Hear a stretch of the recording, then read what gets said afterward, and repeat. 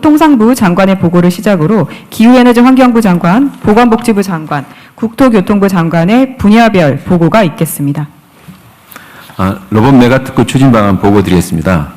먼저 하기 전에 조금 전에 우리 정상훈 의원께서 말씀하신 것 중에 제 가슴에 팍 꽂히는 말이 메가특구 짜르 제도 도입을 하는 거였습니다. 정말 이 앞에 있는 규제 내용, 지원 이런 걸 보면은 누군가 짜르 같은 사람이 있어서 한번 했으면 하는 생각인데 뭐 대통령님께서 뭐 부탁하시면 우리 스타일인데요. 네? 우리 스타일인데. 그렇죠. 진짜 필요합니다. 네, 국무조정실과 같이 한번 만들어보는 방안을 한번 도입해 보겠습니다. 특히 한다면 로봇 메가특구는 제가 한번 짜르가 한번 되고 싶습니다. 말씀을 드리면서 메가특구 제도 도입 보고 드리겠습니다.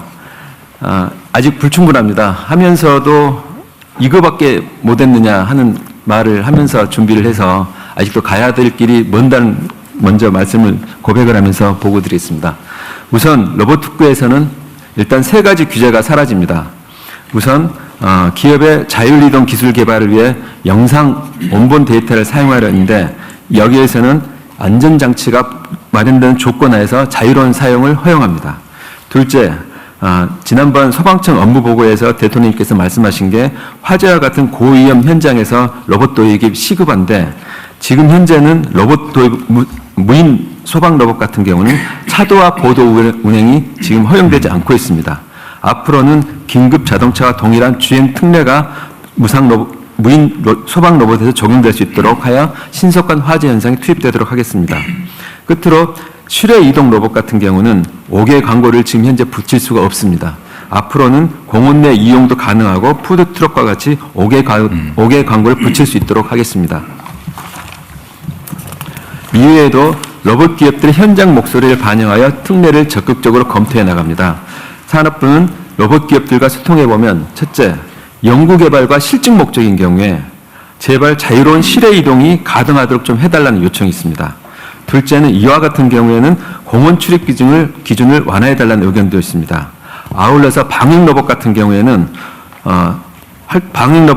소독업을 수행해야 되는데 인허가 기준이 로봇에게도 사람과 똑같이 적용되고 있습니다. 그러니 사업화가 적용될 수가 없습니다. 향후에 정부는 타당성이 인정되는 경우에는 기존 규제들의 효력을 로봇에 대해서 배제 완화하도록 하겠습니다. 규제 샌드박스를 통한 로봇 산업의 대규모 실증을 실시합니다. 특히 제조 AI 전환을 위해서는 로봇 및 휴머노이드의 현장 적용이 꼭 필요합니다. 예를 들면 산업용 로봇 같은 경우에는 안전을 위해서 펜스를 설치가 의무화되어 있는데 로봇 같은 경우에 비전 센서나 AI 기술을 활용하게 되면 가상 펜스 기술이 가능합니다. 가상 펜스를 하게 되면 이와 같이 현재 있는 인위적인 물리적인 펜스를 안 해도 할 수 있도록 해야 되겠습니다. 고위험도 단순 반복 업무 같은 경우에 이를 대체하는 휴머노이드의 현장 도입 실증을 확대하겠습니다. 특히 로봇 신기술 관련해서는 기준이 없거나 모호한 경우가 많은데 이럴 경우에는 일단 못하게 되어 있습니다. 이와 같은 경우에서는 로봇 특구 내에서는 일단 할 수 있도록 이와 같이 규제 샌드박스를 운영해 나가겠습니다. 다음으로는 정책 지원 방안입니다. 저희들은 로봇 기업들이 이 메가특구로 모두 모여서 집중할 수 있도록 스타트업을 지원해 나갈 예정입니다. 우선 AI 로봇 개발에 필요한 데이터 팩토리를 특구 내에서 만들고 로봇 특성화 대학원도 특구 지역대학으로 산정하여 우선 인재들이 지역에서 만들어낼 수 있도록 하겠습니다. 아울러서 자금이 필요한 경우에도 국민성장펀드를 통해서 지원하고 맥스 얼라이언스를 통해서 우리 로봇 기업들의 수요도 창출해 나가겠습니다. 우리 산업부 전 직원은 로봇 산업을 위한 아이언맨이 되도록 그런 각오로 로봇 기업의 어려움을 더 면밀히 살펴서 활성화하도록 하겠습니다. 감사합니다.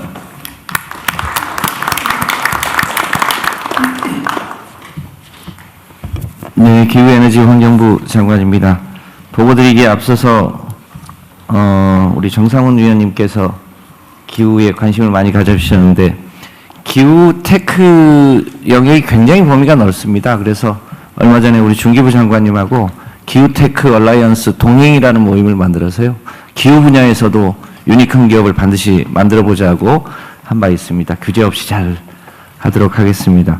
탄소 포집에 대해서도 말씀 주셨는데 그동안은 이제 탄소를 포집해서 배에 실어가지고 그 석유 채굴한 데다가 집어넣는 그런 방식을 많이 검토를 했었습니다. 근데 이게 실제로는 포집하는데 에너지 들고 수송하는데 집어넣는데 비용이 너무 많이 들어서 엄두를 잘 못 냈습니다. 그런데 그보다 훨씬 효과적인 방법이 포집해서 탄산 같은 걸 섞어가지고요. 탄산 칼슘을 만드는 이 소위 물질화하는 방식이 훨씬 더 효과가 높은 것으로 보여집니다. 그래서 그렇게 만드는 물질을 말씀하신 대로 이 건축 자재로도 쓰고요. 순도가 높은 거는 화장품 용기로도 쓰고 또 이 토양 정화제로도 씁니다. 그래서 그런 거를 더 활성화할 수 있도록 잘 챙기겠다는 말씀 드립니다. 보고 드리겠습니다. 재생에너지 메가특구에 대해서 말씀드리겠습니다. 먼저 메뉴판식 규제 특례입니다. 지금까지 재생에너지 거래는 복잡하고 제한적이었던 게 사실입니다. 이제는 특히 이 메가특구 지역에서는 누구나 재생에너지를 거래하고 남는 전기를 이웃과 나누고 추가 수익까지 챙길 수 있도록 하겠습니다. 먼저 대규모 사업체와 발전 사업자만 가능했던 재생에너지 직접 구매 제약 PPA를 말합니다. 이것을 특구에서는 모든 소비자와 발전 사업자가 함께 할 수 있도록 확대하겠습니다. PPA 방식도 재생에너지 자원을 묻고 다수 소비자에게 판매하는 계약을 허용하려고 합니다. 이게 소위 N-N 방식인데요. 이렇게 하면 재생에너지 단가도 하락하고 재생에너지에 특화된 일종의 미니 한전과 같은 기업을 출연시킬 수 있도록 있을 수 있을 것으로 판단합니다. 지금까지는 자가용 태양광에 남는 전기는 한전이나 전력시장에게만 사게 했습니다. 근데 앞으로는 이웃 간 거래를 할 수 있도록 하면 더 높은 수익을 창출할 수 있을 것으로 보입니다. 자가용 재생에너지도 발전량의 50%까지는 전력시장에 판매할 수 있도록 허용해서 더 많은 주민과 마을이 재생에너지를 통해서 수입을 올릴 수 있도록 하겠습니다. 전력 개통 영향 평가 항목을 또 대폭 간소화해서 기업이 개통 걱정 없이 지방에 투자할 수 있도록 하겠습니다. 다음 수요 응답형 규제 유예 분야입니다. 현장에서 기업이 느끼는 어려움을 신속하게 해결해 나가도록 하겠습니다. 지난번 제주 타운홀 미팅에 나왔던 얘기인데요. 배전망에 설치되는 ESS는 재생에너지 개통 제약을 해소할 수 있는 훌륭한 자원입니다만 망요금이 부과되고 있었습니다. 이 부분을 망요금 부과 없이 투자할 수 있도록 하고요. 이 부분을 전국으로 확대해 나갈 수 있도록 하겠습니다. 다음 이 업그레이드 규제 샌드박스 분야입니다. 전기차는 ESS와 함께 재생에너지 가능성을 보완할 수 있는 유력한 개통 유연성 자원입니다. 제주에서 실증하고 있는 V2G 실험을 메가특구 등 다른 지역으로도 바로 확대할 수 있도록 하겠습니다. 그 밖에 정책 지원 방안입니다. 재생에너지 직접 거래를 할 때 납부해야 하는 망요금을 녹색 프리미엄 재원을 활용해서 100% 지원하고 그 지원 기간도 대폭 늘리도록 하겠습니다. 메가특구에서 배전선로가 포화되어 재생에너지 설비가 접속되지 못하는 지역에는 정부가 재정을 지원해서 ESS 보급을 대폭 확대할 수 있도록 하겠습니다. 마이크로그리드와 같은 유연성 자원을 지능적으로 활용해서 배전선로에 태양광을 최대한 많이 접속하고 AI 기술을 활용한 동적 제어로 배전망을 혁신해 나가는 것을 메가특구에서 전면적으로 실행해 나갈 수 있도록 하겠습니다. 이와 함께 재생에너지, AI 전력 등 신기술 R&D 투자와 함께 창업을 위한 실증 테스트베드를 구축하고 더 많은 청년들이 창업하고 전력 신산업 유니콘이 나올 수 있도록 적극 기부가 돕도록 하겠습니다. 이런 메가특구에서는 그동안 막혀있던 제도를 과감하게 풀어서 지역과 국민이 재생에너지로 행복한 미래를 실현하는 데 열심히 지원하도록 하겠습니다. 고맙습니다.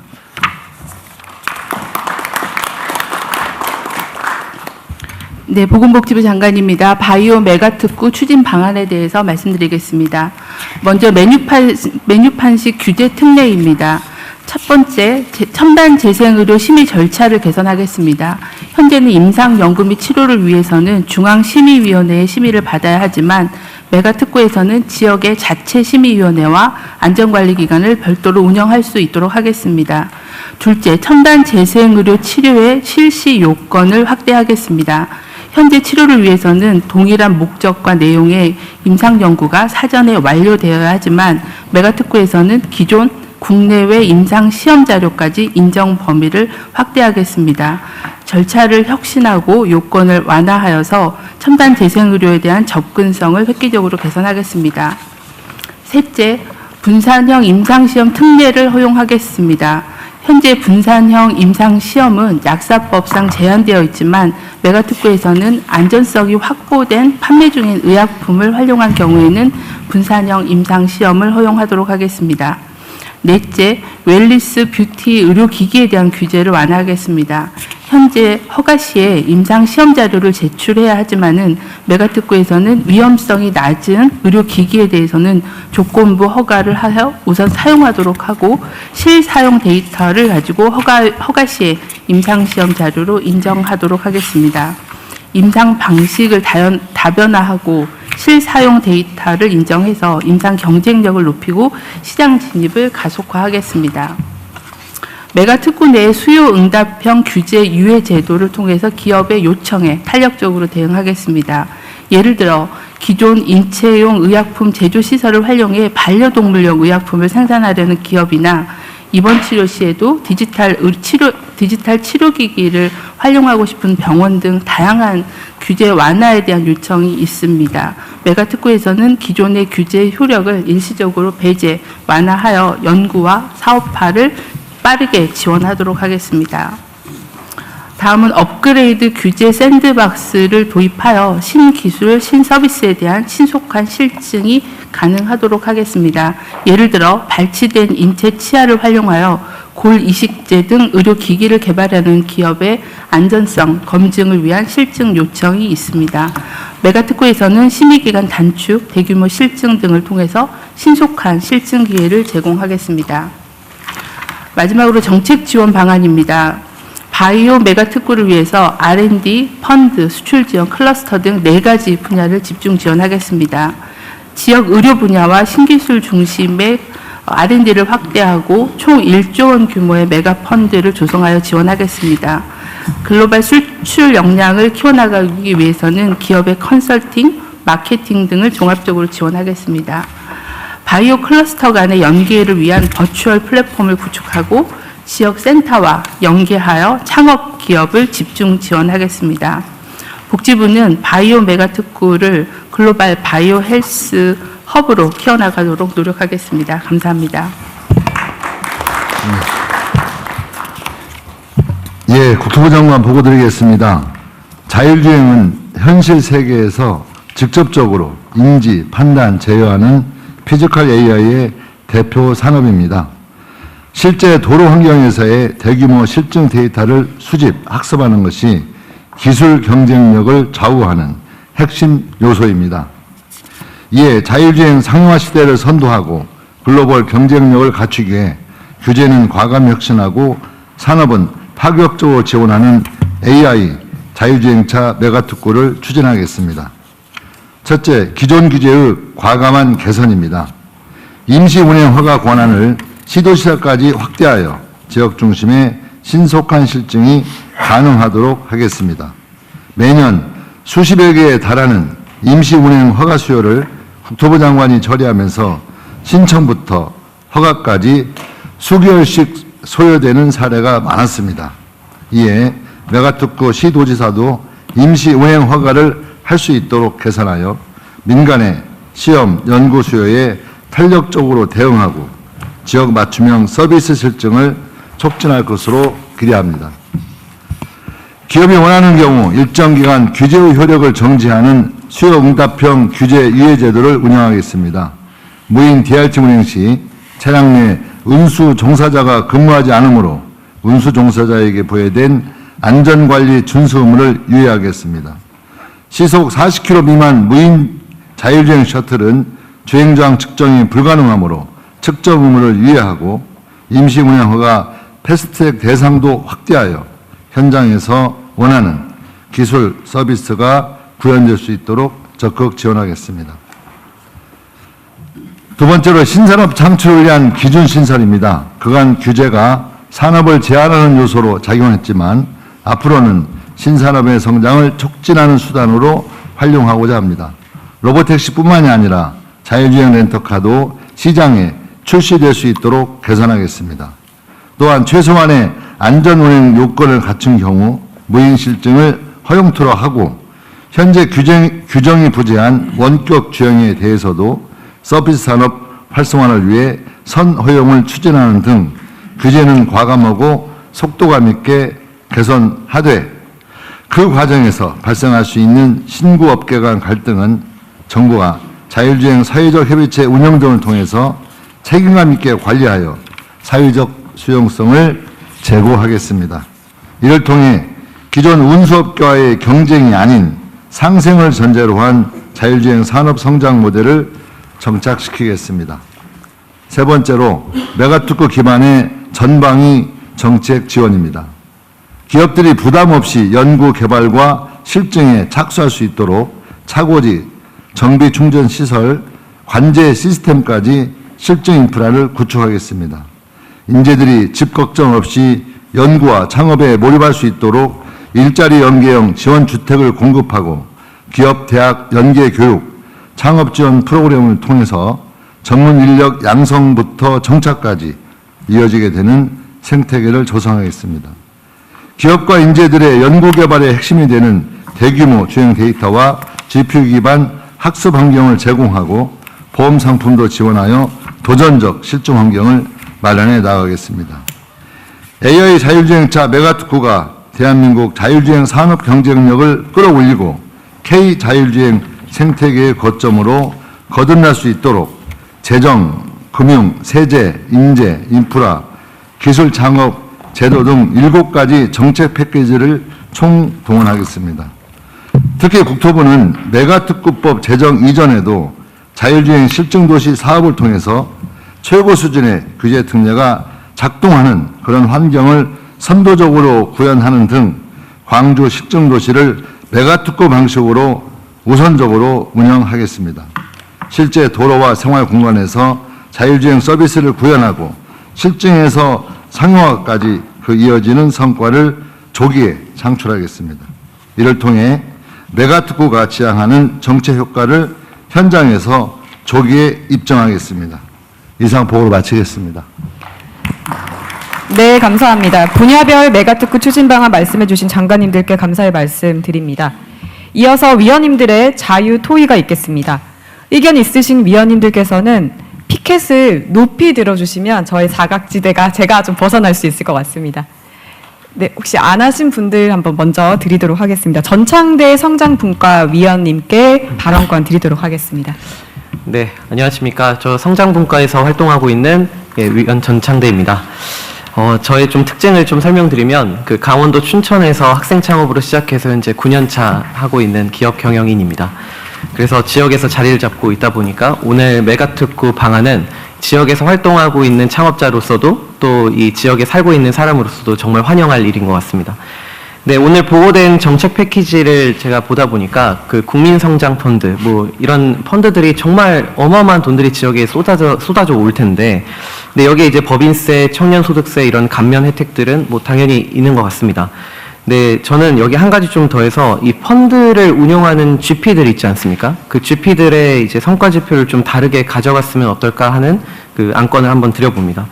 그 실제 지역에서 투자를 한번 받아보면요. 그 몇 년 이후에 이제 후속 투자를 받을 때쯤이 되면 투자자들이 찾아옵니다.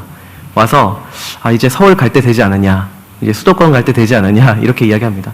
그러니까 후속 투자를 받기 위해서는 그런 말씀을 하시니 대부분에 있는 대표님들이 이 지역의 공장 떨른 공장 하나를 좀 냅두고 핵심 인력들은 다 데리고 서울로 떠나는 것이죠. 그래서 저는 이제 이렇게 지역의 투자 펀드가 유지가 되고 지원이 된다고 하면 이거는 진정한 지역 투자가 아니라고 저는 생각을 합니다. 그래서 여기 계신 장관님들도 계시지만 이번 메가특구에 아까 산업통상부 그 장관님도 말씀하셨지만 그 산업 그 정책 패키지에 보면은 이제 펀드 지원하는 것들이 있는데 이걸 지원을 했을 때 지역에서 서울로 빼가는 구조가 이어지지 않을지 그거에 대한 한번 그 방지할 수 있는 장치를 좀 만들면 좋을 것 같고요. 근데 제가 오늘 좀 드리고자 하는 이야기는 단순히 지역에 오래 남아있다고 그 가점을 주자는 건 아닙니다. 그러니까 우리가 투자자가 지역을 정주한다고 해서 그 기업의 메리트를 느끼고 투자는 안 하지 않습니까? 근데 중요한 건 정주가 아니라 전 임팩트라고 보는데 여기서 말한 임팩트라고 하면 지역의 일자리를 만드는 것을 넘어서 오랫동안 일자리를 보유하고 있는 기업, 그리고 지역 산업 생태계를 키울 수 있는 기업, 특히 청년이 남을 수 있도록 환경을 구현하고 근무 여건을 개선하고 심지어 그 직원들의 삶의 질을 개선하려고 하는 의지를 갖고 있는 기업들, 그 기업들에게 투자하는 GP에게 재무적 엑시트 그 수익률이라든지 이런 것들을 확 낮춰주자는 겁니다.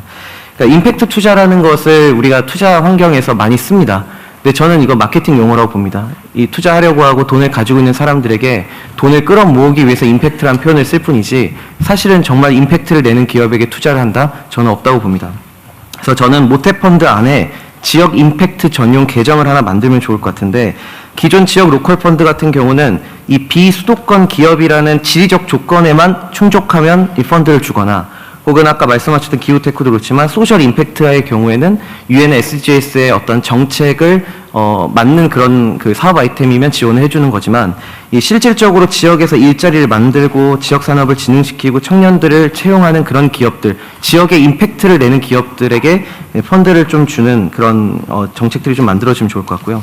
그럼 이제 투자자에게 지역에 투자라고 강요할 수는 없지만 그런 기업에게 투자를 많이 하면 결국엔 후속 투자의 펀드를 결성하는데 우대를 좀 받을 수 있도록 하면 이거는 또 선순환 구조가 만들어질 거라 봅니다. 그리고 제가 이 위원회에 활동하겠다고 마음 먹고 이제 저만의 기준을 좀 만들었는데 사실은 이 정책의 성과를 양으로 말고 전 질로 좀 승부를 했으면 좋겠습니다. 중소기업 대표님들은 다 공감하시겠지만 뭐 기술보증기금, 중진공, R&D 뭐 이런 것들 전체 다 아시겠죠. 근데 그 하나하나의 정부 정책, 지원 정책마다 모두 요구하는 게 일자리 취업률입니다. 취업률에 다 목을 매납니다. 근데 사실 중소기업에서 중요한 게 취업률입니까? 이직률을 얼마나 낮추느냐입니다. 그러니까 사실 수도권 기업의 대표님들 매번 만나면 지역은 사람을 뽑는 게 힘들다고 하지만 서울에 있는 기업 대표님은 뽑아놨더니 도망가더라라는 겁니다. 그러니까 이직률이 높은 구조에서는 중소기업이 아무리 하더라도 사람 하나하나가 기술력이기 때문에 이직률이 높은 기업은 기술력을 보유하고 있다고 할 수 없다고 저는 생각합니다. 그래서 이직률을 낮출 수 있는 기업들의 어떤 그 정책이나 혹은 기업의 어떤 문화가 바뀌어야 된다고 보고요. 그래서 저는 이 기술보증기금이나 이런 데에서도 보면 이게 20명이 있는 기업의 예시입니다. 10명을 채용하는데 몇 개월 뒤에 가보면 20명 그대로 있습니다. 그러면 10명을 뽑은 기업이 10명은 내보냈다는 뜻이거든요. 그러니까 그런 부분들을 또 말씀드리고 싶었고 끝으로 저는 이 청년이 지역을 떠나는 이유 제가 지역에서 9년, 10년을 있으니까 제가 느끼는 게요. 그 일자리 양이 적냐? 양은 많습니다. 근데 일자리 질이 적다는 건 여기 있는 분들 모두 알고 계실 겁니다. 근데 결국 아무리 좋은 정책이어도 그 일자리의 질을 높이는 건 중소기업 대표님들 아닙니까? 그러니까 기업 대표님들이 그 정책을 본인의 회사에 기업의 기업 문화로 자리 잡게 해야 되는데 그걸 억지로 하게 할 수가 없죠. 근데 저는 규제 중에서 우리 여기 고용노동부도 계시지만 부처에서 가족 친화 기업 인증, 뭐 청년 친화 강소기업, 그리고 일자리 그 세 개 부처가 같이 만든 대한민국 일생활 균형 우수기업 이런 인증 제도를 만들어 놓고 저는 이걸 왜 활용을 잘 안 하는지 모르겠습니다. 그러니까 우리 정부가 가지고 있는 막강한 이 조달이라는 무기가 있지 않습니까? 그걸 가지고 전 중소기업 대표님들이 더 이상 우리 직원들에게 삶의 질을 높이거나 근무 여건을 개선하지 않으면 이 국가가 나에게 일할 기회도 주지 않는구나라는 어떤 그 신호를 전 줘야 된다고 봅니다. 그래야 지역에서 기업을 경영하는 그 기업인들이 법인체 만들어 놓고 개인 사업처럼 운영하는 게 아니라 정말 우리 직원들을 위해서 기업을 운영해야겠구나. 그러면 일자리의 질이 높아지고 그럼 청년들이 한 번쯤 지역에 남아볼까라는 생각을 갖게 한다고 생각합니다. 그래서 이 메가특구라고 하는 정말 좋은 이 정책에 지금 말씀드린 이런 부분들이 조금 섬세하게 좀 들어갔으면 좋겠습니다. 네. 감사합니다. 좋은 의견이시고요. 아무래도 금융위원장 어디 계신 것 같아요. 입니다. 거기 계십니다. 우리가 이제 지방 그 우선 정책, 네. 뭐 또는 지방 우대 정책 이런 걸 얘기할 때 주로는 이제 재정, 뭐 규제 이런 데서 어떤 뭐 특례나 예외 이런 얘기를 하는데 사실은 금융 부분은 저도 생각을 해보니까 최근에 나온 얘기가 이제 예를 들면 펀드를 40%를 지방에 의무 배정하겠다 뭐 그 정도 같아요. 그런데 금융 분야에서 지방에 대한 일종의 우선 또는 우대 정책을 하는 방안들에 대한 고민은 우리가 많이 못했던 것 같은데 지금 전창대 위원이신가요? 전창대 위원 말씀을 들어보니까 그 펀드 내에 세부 집행 과정에서 상당히 여러 가지 방법들이 있을 수 있군요. 그리고 저는 여기다가 더해서 예를 들면 우리는 1차적 금융을 주로 법률을 하니까 우리는 좀 수준이 낮잖아, 그죠? 그래서 예를 들면 대출, 뭐 이런 데서도 지방우대, 펀드에서의 우대 방안은 내가 잘 모르겠고, 근데 어쨌든 그런 고민들을 좀 많이 해야 될 것 같습니다. 금융 분야가 사실 여지가 좀 많잖아요, 사실은. 우리는 재정은 사실 매우 제한적이고, 규제 분야도 사실 그렇게 여유가 많지는 않은데, 규제 분야? 근데 금융 분야는 개발하기에 따라 상당히 많은 영향을 미칠 수 있지 않을까 하는 생각이 들긴 하네요. 네, 맞습니다. 주시고요. 제가 첫 국무회의 때 아마 대통령께서 저한테 말씀하신 부분이 그 취지였는데, 그래서 저희들이 지방 우대금융이라는 컨셉으로 지금 계속 해오고 있는데요. 보면은 인구 같은 경우는 수도권과 지방이 51대 49, GRDP 같은 경우는 53대 47. 근데 대출은 한 37인가 그러고, 그렇죠, 예.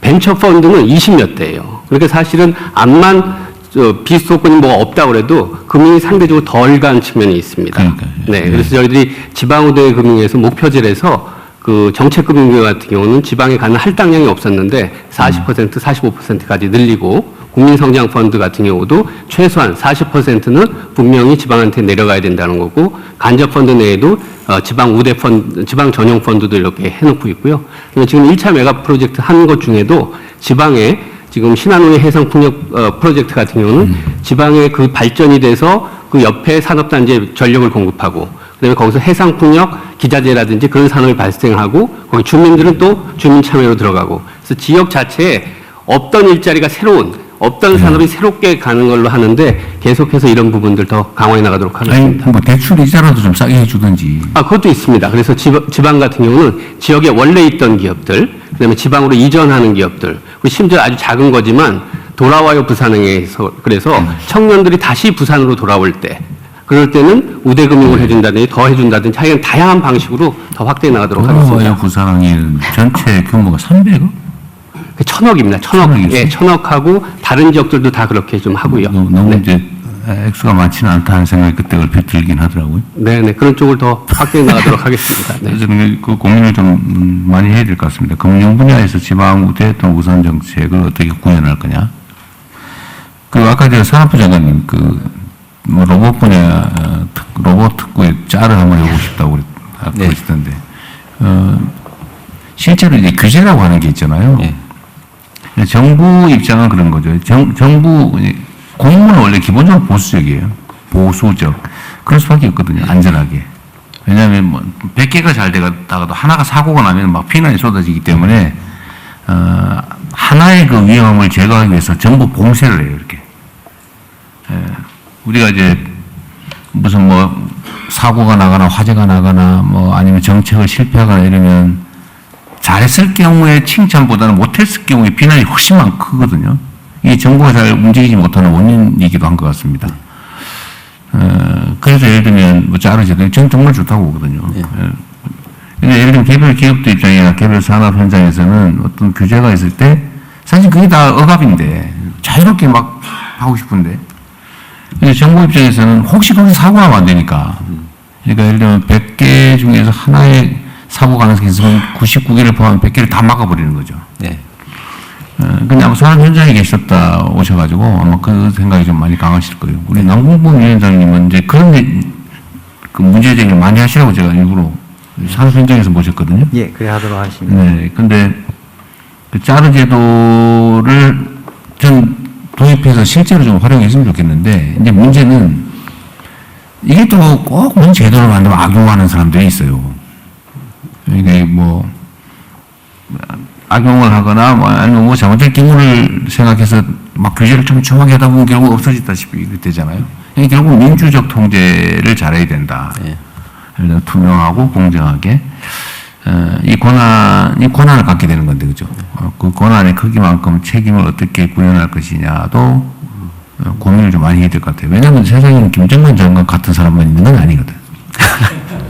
그렇잖아요.